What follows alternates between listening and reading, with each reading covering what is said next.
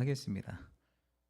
한국 사람들에게는 보이지 않는 정서가 있어요. 눈치라는 정서가 있습니다. 그래서 예로부터 전해져 오는 속담 가운데도 눈치와 관련된 그런 속담이 너무도 많습니다. 의부덤이 눈치 보듯 한다. 앉을 자리 봐가면서 앉아라.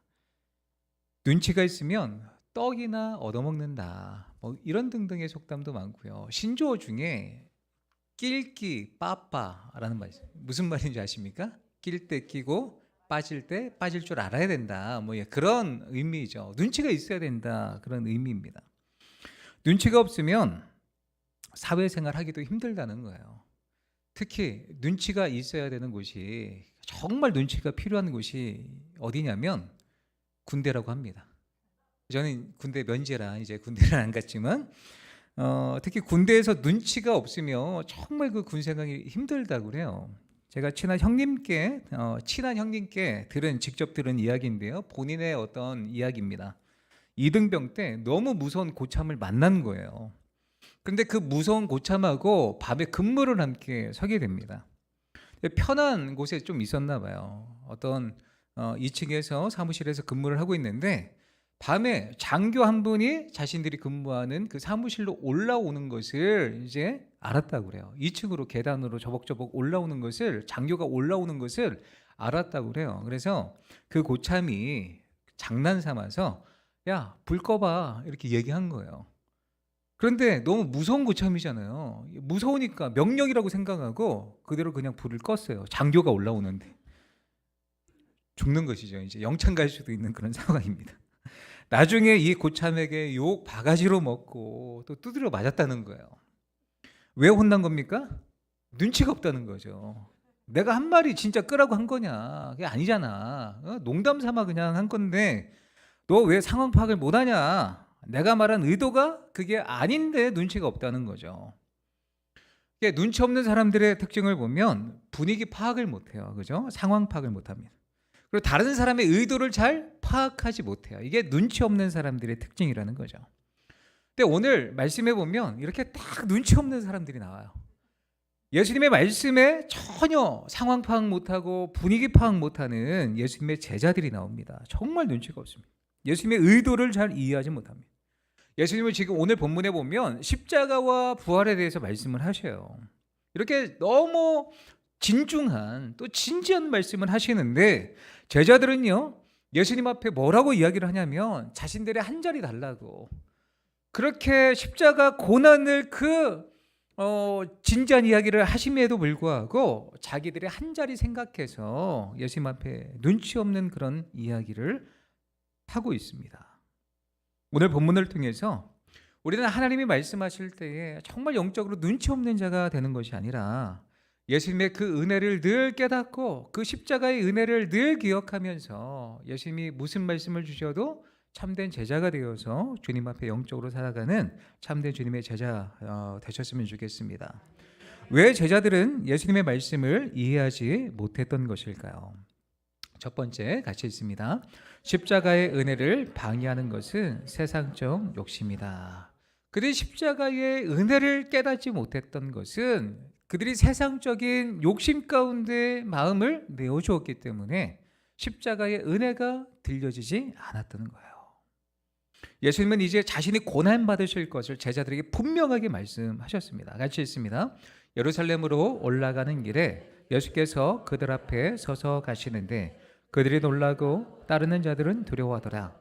이에 다시 12 제자를 내리시고 자기가 당할 일을 말씀하여 이르시되 보라, 우리가 예루살렘에 올라가노니 인자가 대제사장들과 서기관들에게 넘겨지매 그들이 죽이기로 결의하고 이방인들에게 넘겨주겠고 그들은 능욕하며 침뱉으며 채찍질하고 죽일 것이나 그는 3일 만에 살아나리라 하시니라. 아멘. 이 말씀에 보면 너무나 예수님이 얼마나 고난을 당하셔야 되는지 이 십자가의 의미, 그 순환, 고난에 대해서 제자들에게 예고하신 거예요. 예루살렘에 예수님이 당도하면 서기관과 대제사장들에 의해 이방인들에게 넘겨질 것이라고 말씀하셨습니다. 그 이방인들이 자신을 능욕하고 결국 처참한 십자가형으로 자신을 죽일 것이라고 비통한 심정으로 말씀하신 거예요.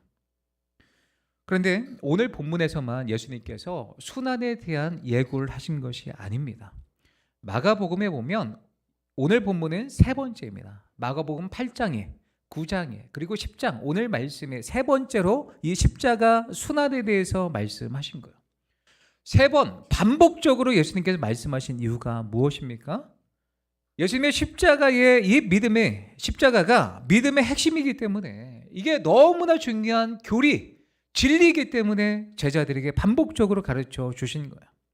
믿는 자를 위해 십자가에서 우리의 죄를 대속하신 그 은혜, 그 사망 권세를 이기시고 부활하신 사건이 이 제자들과 믿는 사람들에게 너무나 중요한 사건이기 때문에 반복적으로 알려주신 거예요.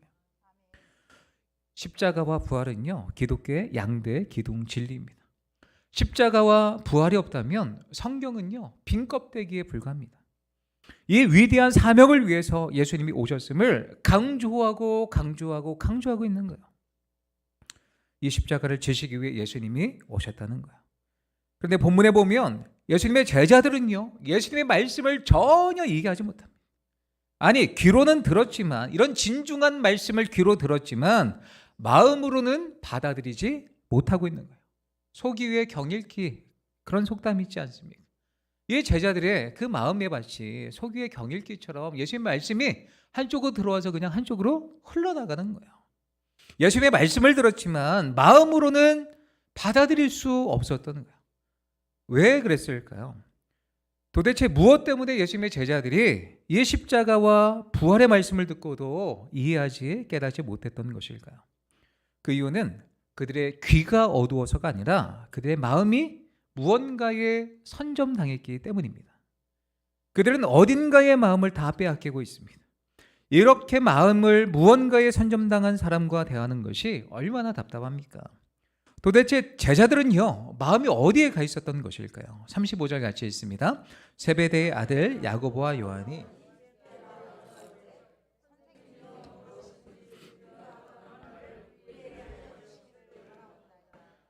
십자가의 순환과 부활에 대해서 말씀이 끝나자마자 야고보와 요한이 예수님께 뭐라고 질문을 해요? 선생님이요, 무엇이든지 우리가 구하는 말을 우리에게 하여 주시기를 원하옵나이다 이야기를 하는 거야.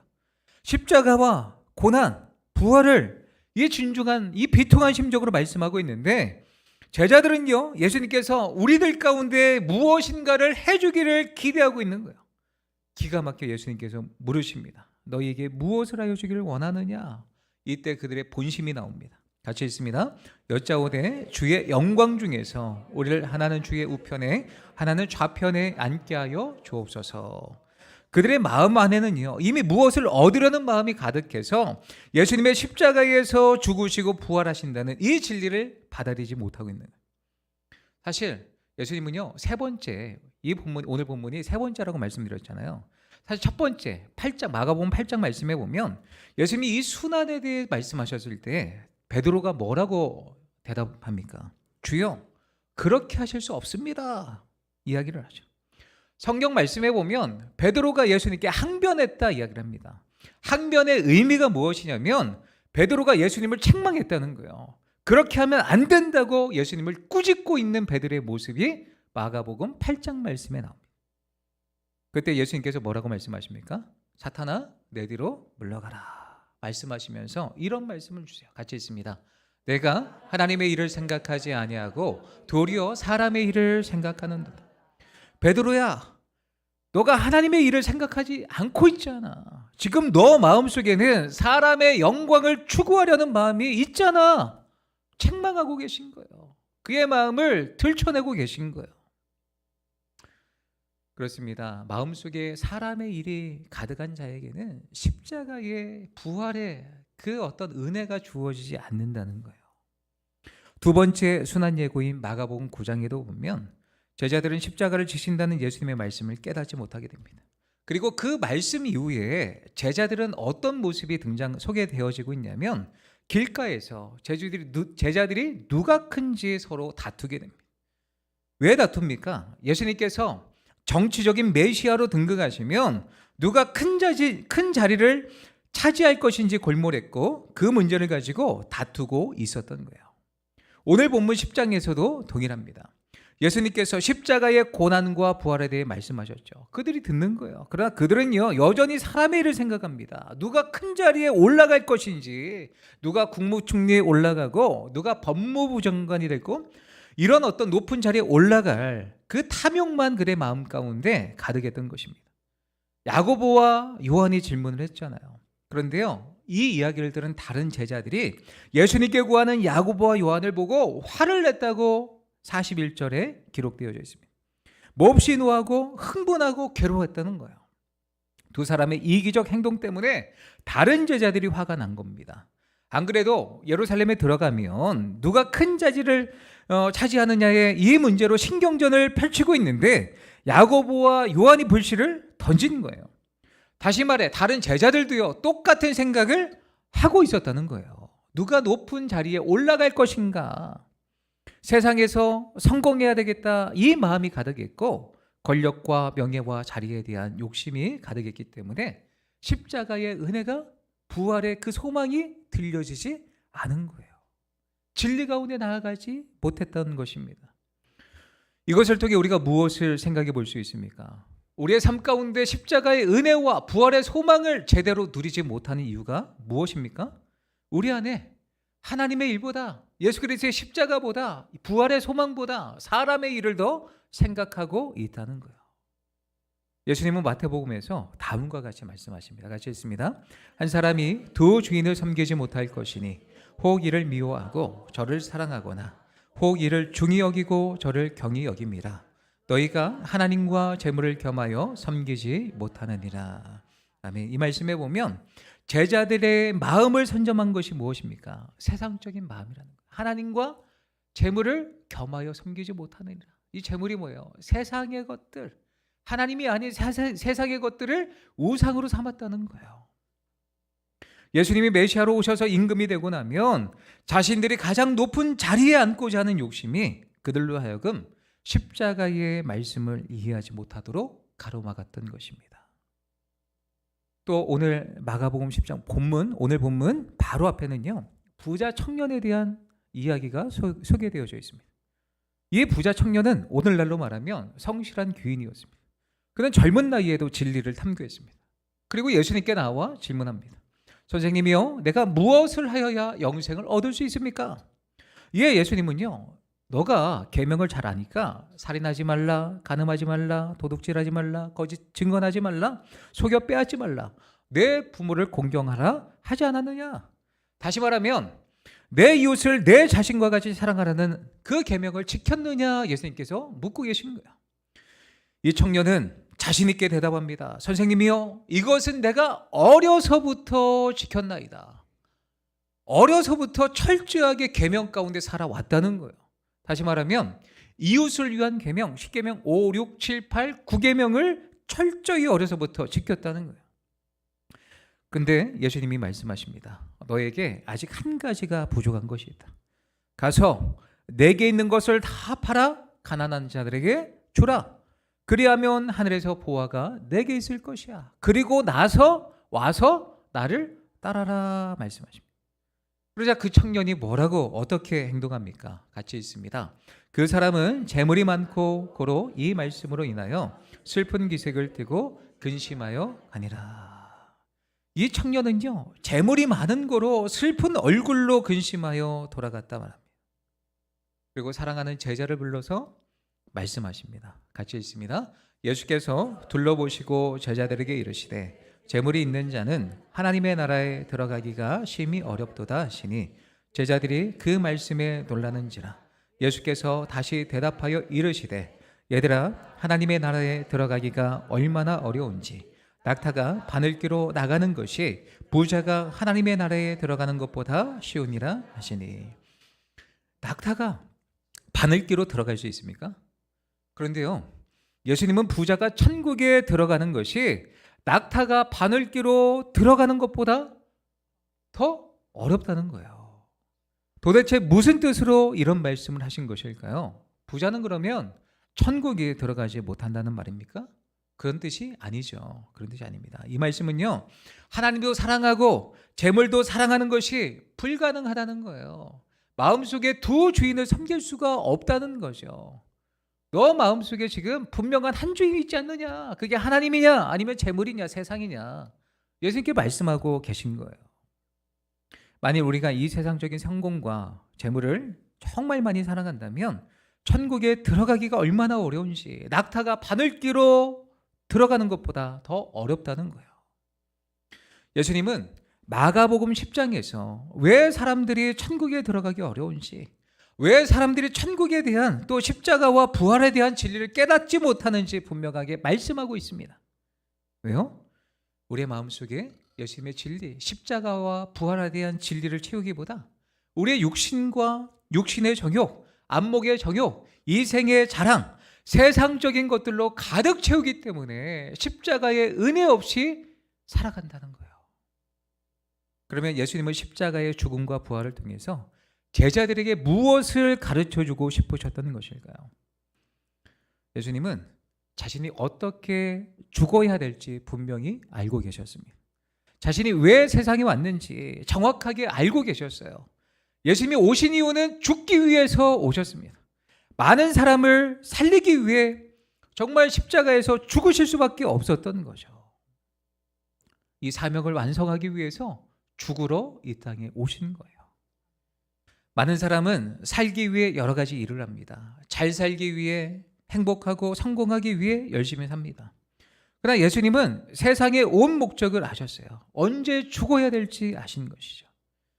예수님 갈릴리 사역을 통해서 예수님의 인기가 얼마나 높았는지 하늘을 찌를 듯 했습니다. 죽은 자가 살아나고 병든 자가 고침을 받고 바다가 잠잠게 되고 말씀을 들을 때마다 놀라운 역사가 나타나고 오병이어의 기적이 나타나고 사람들이 구름대처럼 모여드는 거예요.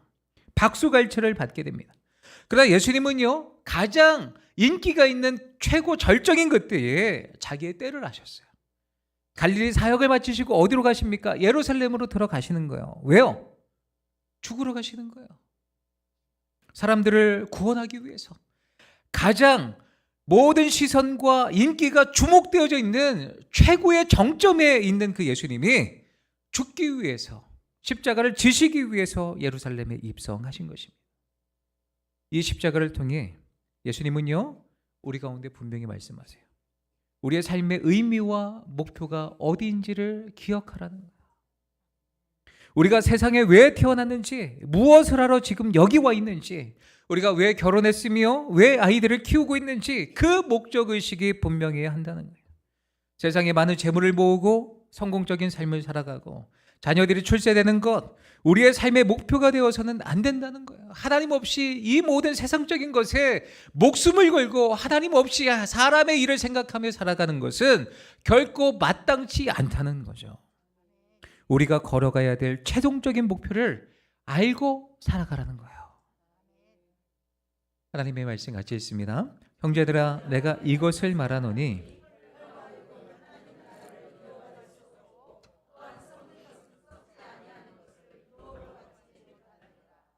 하나님의 나라는 썩지 않잖아요. 근데 세상의 것은 썩어지고 사라지고 사라질 것들입니다. 썩는 것은 썩지 아니하는 것을 유업으로 받지 못하느니라.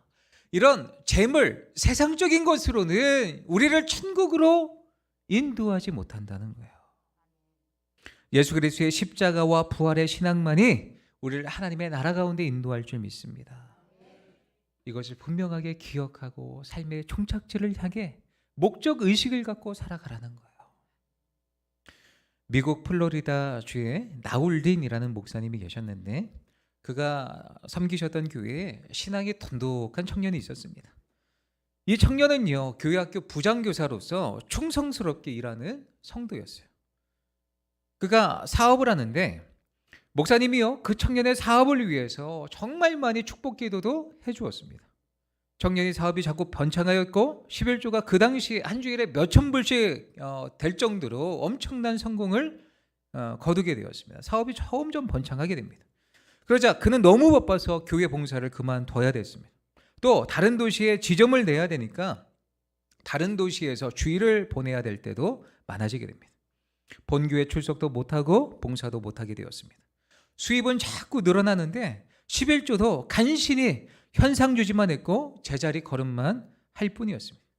그래서 목사님은요 찾아가서 이야기를 합니다. 존, 나는 자네를 걱정하고 있다. 자네를 걱정하고 있네. 자네 예배에 계속 불참하고 있어.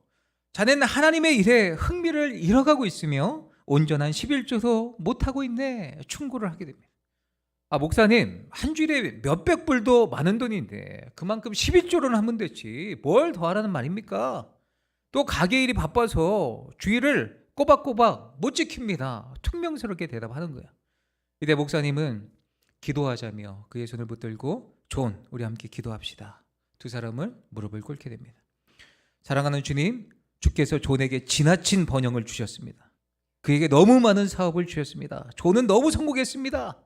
사랑하는 주님, 그의 영혼을 위해 상점 몇 개는 불태워 주시고 상점 몇 개는 문을 닫게 해주셔서 존으로 하여금 그렇게도 당신을 위해 충성스럽게 일하던 옛날의 사람으로 되돌아오도록 그의 사업의 얼마를 빼앗아 가주시옵소서. 기도를 한 거예요. 기도를 마치자마자 이 존이요 벌떡 일어났습니다. 목사님, 제가 잘못했습니다. 저를 이곳에서 빨리 데려가 주세요. 그는 죄를 완전히 고백했고 목사님은 다시 용서의 기도를 주님 앞에 드렸다고 합니다. 그 청년은 주님 앞에 다시 돌아와서 충성된 성도가 되었다고 합니다. 그렇습니다. 우리의 삶에 무엇이 더 중요한지 우리는 늘 기억해야 한다는 거죠. 본질을 붙들어야 됩니다. 세상에서 너무 많은 재물로 인하여서 우리의 영혼이 병들어 가고 있음에도 불구하고 깨닫지 못하는 것을 하나님께서 원치 않으신다는 거죠. 그러므로 우리의 모든 삶에 하나님을 위해 끊임없이 우리 자신을 쳐야 합니다. 그 십자가 앞에, 그 부활 소망 앞에 끊임없이 나를 세우고 나를 돌아보고 끊임없이 절제하고 끊임없이 경계해서 하나님이 원하시는 방향으로 움직이시는 저와 모든 성도님들 되시기를 예수님의 이름으로 축복합니다. 두 번째입니다. 함께 있습니다. 십자가의 은혜를 깨닫는 자는 섬김의 삶을 살아간다. 제자들이 십자가의 은혜를 깨닫지 못하는 이유를 말씀하신 주님은요, 이제 그들에게 십자가의 은혜를 받는 자의 마음에 대해서 말씀해 주십니다. 같이 있습니다. 예수께서 불러다가 이르시되 이방인의 집권자들이 그들을 임의로 주관하고 그 고관들이 그들에게 권세를 부리는 줄을 너희가 알거니와 너희 중에는 그렇지 않을지니 너희 중에 누구든지 크고자 하는 자는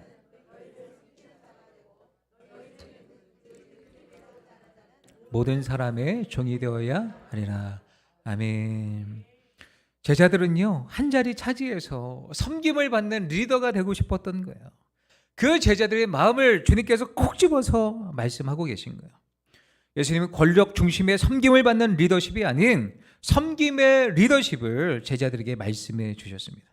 구체적으로 자신의 모습을 예를 들어서 설명해 주셨던 거예요. 같이 45절 있습니다.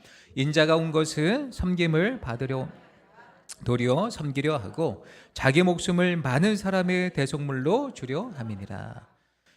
이 주님의 말씀이 너무나 귀하죠. 하나님의 아들 그 예수 그리스도께서 하늘의 보좌를 버리시고 이 땅에 사람이 되셔서 사람의 아들로 오신 목적은 우리를 구원하시기 위함이었어요. 많은 사람을 구원하기 위해서, 많은 사람의 생명을 구원하시기 위해서 대속물로 오셨다는 거예요. 예수님은 섬기러 오셨습니다. 이 땅에 오셔서 예수님의 발자취를 돌아보면 늘 섬김의 삶을 살아가셨어요. 스승이신 예수님께서 친히 제자들의 발을 씻겨주셨습니다. 이것은 종들이 하는 일이죠. 그런데 스승이신 예수님께서 그 제자들의 발을 씻겨주신 거예요. 섬겨주신 거예요. 그러면서 제자들에게 말씀하십니다. 너희도 내가 한 것과 마찬가지로 다른 이들의 발을 씻겨줘야 된다. 섬김의 삶을 강조하셨습니다. 부활하신 예수님은요 갈릴리 바다에서 밤새 허탕친 제자들에게 만선의 기쁨을 주셨을 뿐 아니라 시장한 그들을 위해 친히 셰프가 되셔서 조반을 만들어서 그들을 섬겨주셨어요. 섬겨주셨습니다. 누가복음 22장 27절 말씀에 보면 그러나 나는 섬기는 자로 너희 중에 있노라.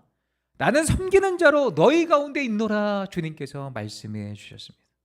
그렇습니다. 우리 예수님은요, 섬기는 종의 모습으로 이 땅 가운데 사역하셨습니다.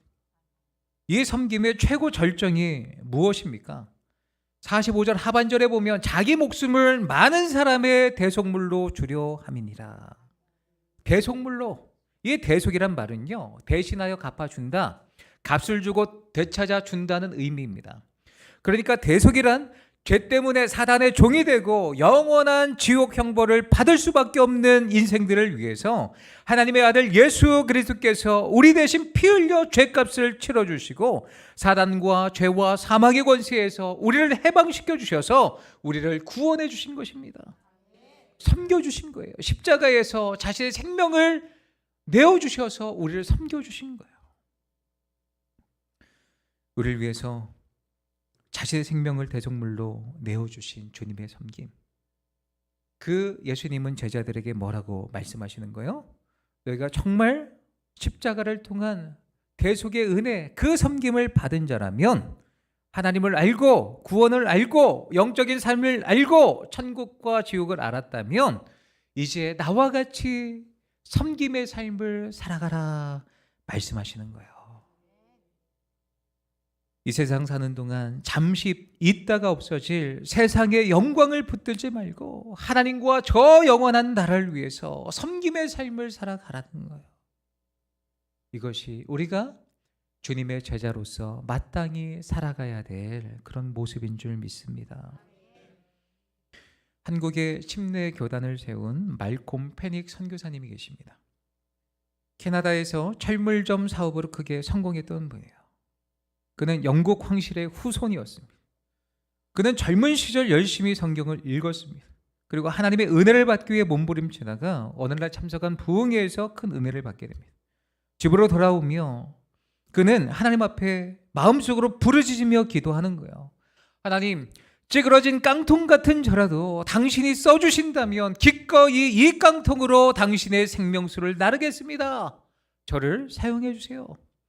그가 이렇게 기도하고 생명수를 나르기 위해 어디로 갈까 고민하는 가운데 하나님께서 지도를 열어 그의 마음 가운데 동방의 작은 땅 조선이라는 나라를 지도에서 찾게 해주셨습니다. 그리고 모든 것을 다 버리고 이 땅에 들어왔습니다. 들어와 보니 남한에는 이미 장로교, 감리교 선교사들이 들어와 있는 거예요. 그는 아무도 없는 이북으로 갑니다. 그리고 선교사가 없는 원산에 본부를 두고 선교 활동을 하게 됩니다. 당시 우리나라에 들어온 선교사들은요, 대부분 그들의 후원금으로 집부터 지었어요. 그리고 초가집보다 기와집을 선호했고 미국식 저택을 짓는 선교사들도 많이 있었습니다. 그러나 이 페닉 선교사님은요, 초가집에서 비가 오면 비를 맞으며 살았던 거예요. 그 누구의 후원도 받지 않고 그 당시 250개의 교회를 세우게 됩니다. 세계 선교 역사상 유례가 없는 일이었어요. 그는 이 땅 가운데 자녀도 낳지 않았습니다. 그리고 자신의 무덤을 평무덤으로 하고 비석도 세우지 말라고 유언해서 지금 그분의 무덤이 어디에 있는지도 모른다고 합니다. 그렇습니다. 세상적인 마음이 아니라 십자가의 은혜가 있는 사람은 이렇게 낮은 곳으로 내려가서 내가 필요한 곳으로 나아가서 섬김의 모습으로 이 복음을 위해 주님 앞에 헌신하는 삶을 살게 되어 있습니다. 우리가 다 이와 같이 다 떠나서 아프리카 오지로 가야 됩니다, 여러분. 제가 말씀드리는 것이 결코 아닙니다. 우리의 삶의 모든 영역에서 십자가의 은혜로 말미암아 하나님께서 내게 맡겨주신 삶의 터전에서 섬김의 삶을 살 수 있다는 거예요. 우리가 결혼한 목적, 교회 다니는 목적, 사업을 하는 목적, 공부를 열심히 하는 목적이 무엇이어야 됩니까? 예수님처럼 섬김의 삶을 살아가는 거예요. 내가 예수님의 제자라면, 십자가의 은혜가 내 삶을 덮고 있다면, 나는 본향을 바라보는 인생이라면 나는 예수님을 닮아 섬기는 삶을 살아가야 된다. 이 분명한 목적의식이, 비전이 있어야 한다는 거죠. 사탄은 계속 우리를 유혹합니다. 에덴 동산에서 아담과 하와에게 하나님처럼 되라고 유혹했던 것처럼 우리를 유혹해 옵니다. 예수님이 40일 금식 기도할 때 사단은 유혹해 왔죠. 돌들을 명하여 떡이 되게 하라. 하나님의 아들이거든 성전 꼭대기에서 뛰어내려라. 사탄에게 엎드려 경배하라. 그러면 어떻게 해주겠다는 거예요? 모든 것을 당신에게 주겠다. 그런 거죠. 오늘날 사단은요, 우리 가운데 위대한 사람이 되라고 합니다. 최고가 되라고 합니다. 섬김받는 사람이 되라고 합니다. 한 번 사는 세상인데 멋지게 권력과 돈을 쥐고 섬김받으며 살아가라고 말합니다. 다른 사람에게 지배당하는 것보다 지배하고 사는 삶이 훨씬 가치 있다고 말합니다. 그러나 분명한 것은 십자가의 은혜를 경험한 제자는요, 예수님을 본받아서 섬기며 살아가는 자가 예수님의 제자라는 거예요. 말씀을 맺겠습니다. 지금 저희는 사순절을 보내고 있죠. 십자가를 묵상하기에 너무 좋은 시기입니다. 그러나 이 사순절에만 십자가를 묵상하는 것이 아니라 우리의 모든 전 인생 가운데 십자가의 은혜가 나를 이끌어 가야 합니다. 그 십자가의 은혜를 묵상하지 못하게, 또 그 십자가를 빼앗아가지 못하게 다른 무엇이 우리의 마음 가운데 들어오지 못하도록 늘 우리를 십자가 앞에 세워서 점검해야 합니다. 우리가 가야 될 목적지가 있음을 분명하게 기억하며 십자가로 영생을 예배하시길 바랍니다. 또 예수님이 자신의 목숨을 많은 사람의 대속물로 주신 섬김의 모습을 우리가 본받아서 그 십자가의 은혜가 있는 자라면 다른 누군가를 위해, 하나님의 나라와 하나님의 영광을 위해 다른 누군가를 섬기며 살아가는 참된 제자로서의 삶을 살아가시는 저와 모든 성도님들 되시기를 예수님의 이름으로 축원합니다. 기도하겠습니다.